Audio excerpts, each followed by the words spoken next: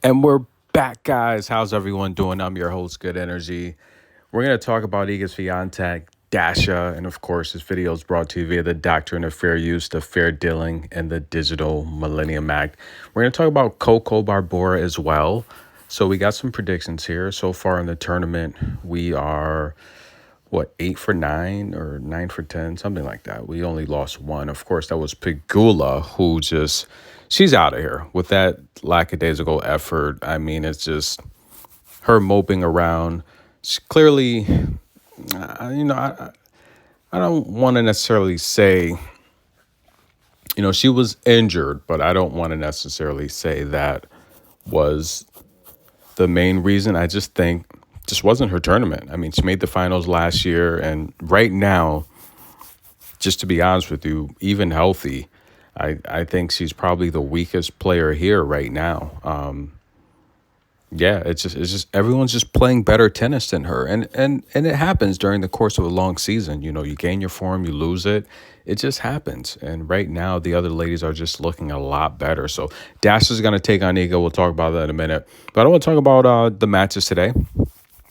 And the reality here is Qinwen. I don't know, guys. Is she out of control? She's yelling at fans. She's, doing disrespectful things to her opponents. She's acting like she doesn't know what the score is. There's two big giant scoreboards. Look, tennis is not the type of sport where you forget the score.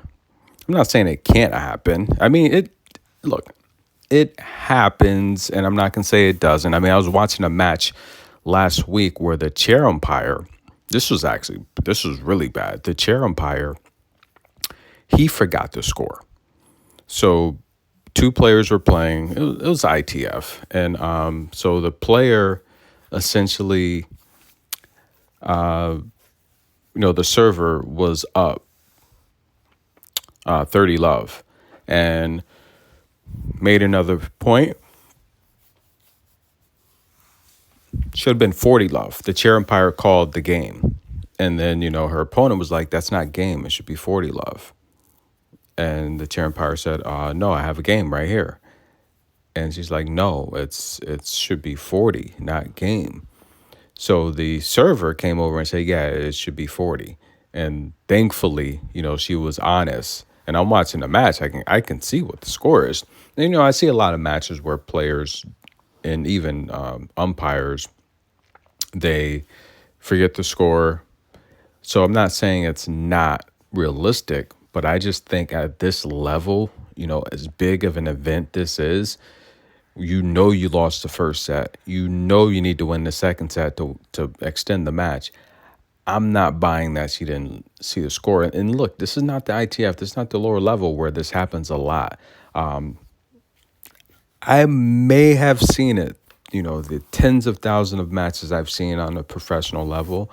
I may have seen it maybe once or twice. It happens a lot on the lower level, but it doesn't happen a lot on the professional level, especially a player in the WTA Finals. So I'm not buying it. The scoreboard's right there. She's yelling at fans. Is she out of control? Now, I've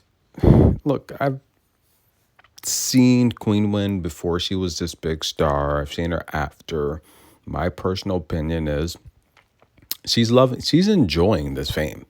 But nonetheless, guys, she takes out Paolini, and I said, watching Paolini play, she's got a lot of pressure on her. Coco's not playing doubles. Paolini's got a lot of pressure on her, and the reality here is her partner, Sarah Irani, said it best. She said, look, it's tough. She has twice the practices. Twice, she's playing every day. She's got to rest and recover. And for me, watching her play so much, I'm telling you guys, I don't think she's in her best form. I've seen her in better form. Not that she's not, an amazing player. She's not in her best that I've seen her. And this is an easy match here. I think Qinwen she's playing too aggressive. Qinwen wants to destroy you. I like the mentality.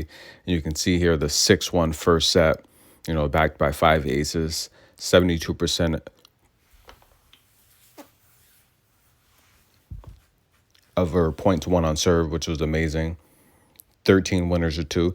Paolini just looked a little too slow, and she couldn't even believe it. But I think she's exhausted. She's playing a lot of tennis. She's played a lot of tennis. She's went deep in these draws. The first woman to make the French Open and SW19 final back-to-back since Serena did it. A lot of players tying or breaking Serena Williams records lately. It's beautiful. It's amazing. And Serena, congratulations to her. She just had a health operation, so she's back running and working out.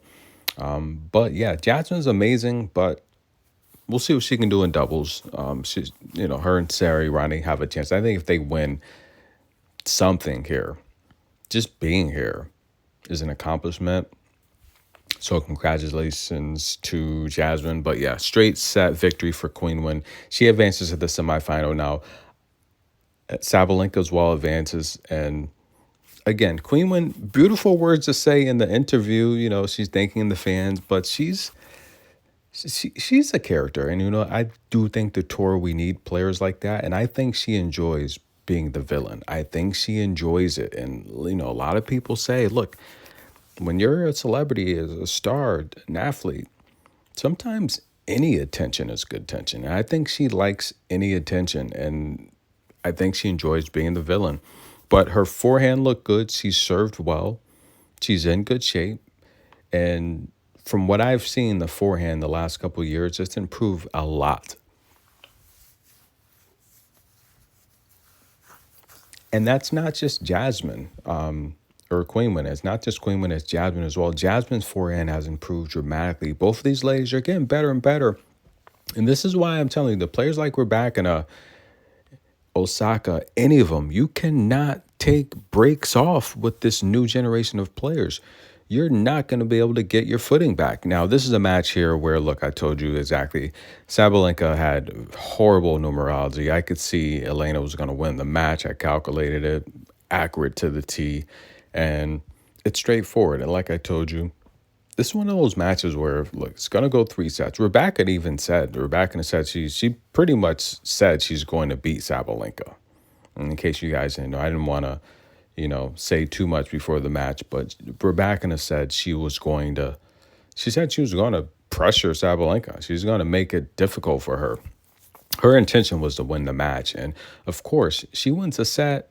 It goes 3. Sabalenka's going to back off. She's not going to play an exhausting, grueling match, risking an injury. She's there to win the WTA title. She's already in the semifinals. She's going to take it easy. That's exactly what she did. It's no different from NFL players clinching a spot, resting their quarterbacks. No different from, basketball team that's seeded in the playoffs, resting their players the last couple of games of the season, and the eye of the tiger. But I'm interested in seeing, how the semifinal is going to play out. Sabalenka's through, and as well as Qinwen. Now, the orange division's not completely determined. Coco's through for sure. She's the only undefeated player here. But Iga Swiatek is going to take on Daria as Pegula's out. This is going to be a good matchup. Now, of course, Iga's dominated this head-to-head. Daria won their very first meeting, and she actually gave Iga a bagel in that match. Since then, Iga has given Daria a bagel and a breadstick. Here's the thing. We all know Daria's good footwork, good stamina, good mental toughness. Serve is weak, but she's a good shot maker, gets balls back, good topspin, very patient. Here's the thing, though. Players that are good shot makers, aggressive with power and accurate, they're going to punish Daria because she leaves too many balls to be hit. And with players complaining about playing master events, and look, it's simple. They want you to play 20 events, okay? They want you to play, for these elite players, they want you to play the slams. They want you to play at least 6 500s and 10 1000s. That's 20 events. It's not complicated, right? Now, if you get greedy, you want points and you want money, this and that, then you start complaining about not playing 6 500 events. Make your schedule. And, Garbiñe Muguruza, the tournament director here, who's done an amazing job, she said, look, she doesn't agree with Iga Swiatek. She said, look, you can make your own schedule. You shouldn't be complaining, which means she doesn't agree with Elena Rybakina or any of these players. Daria, on the other hand, is complaining about not being able to play enough 250s. This is what's going on in the tour. And Garbiñe said she never complained because she wanted to play. So we do have a generation that's different because it's the same with basketball. Those guys used to take punishments. The refs never called fouls. You could fight and not get ejected. They played 82 games. Now you got players like Joel Embiid and Kawhi Leonard. They're always hurt, or if they're not hurt, they want to rest.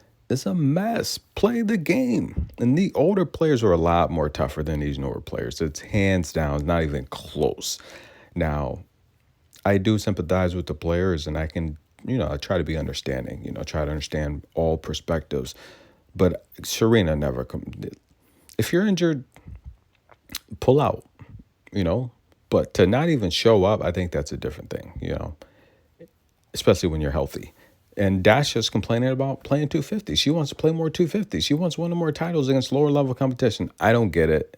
No matter who you are, everyone's got a complaint. But Iga wants to get back to the WTA Finals, the championship match. She wants to make the semifinals.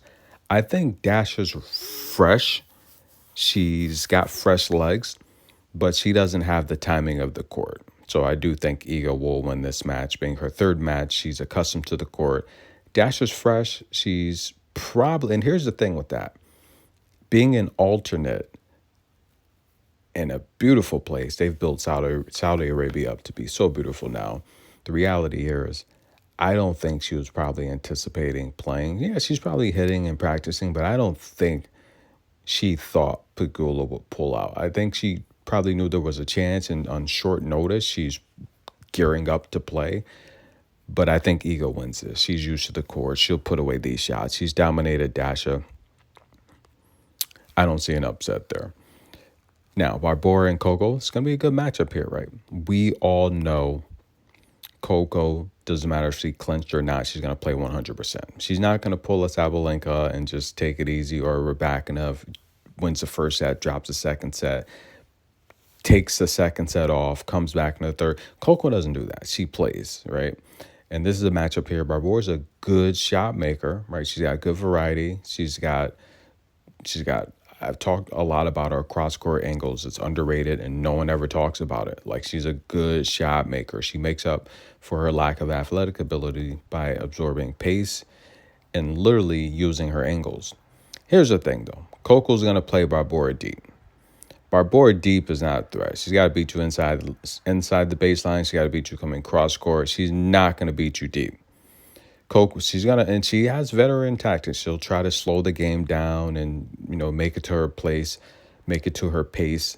But it's not going to work against Coco. Coco's going to be too fast for Barbora, too deep for Barbora, too aggressive for Barbora. And this is where I thought Pegula, the only loss so far in this tournament, just like last year, we started like 10 for 10, 12 for 12, something like that. Pegula's effort, it was alarming. Even before she was somewhat noticeable injured, her effort this tournament has been horrible. And Coco's, you're not going to get that out of Coco. She's going to play hard from start to finish. You're going to have to beat Coco. And I like Coco to win this match. So those are the picks, guys. Enjoy the predictions. We'll give you more tennis coverage tomorrow. See you soon.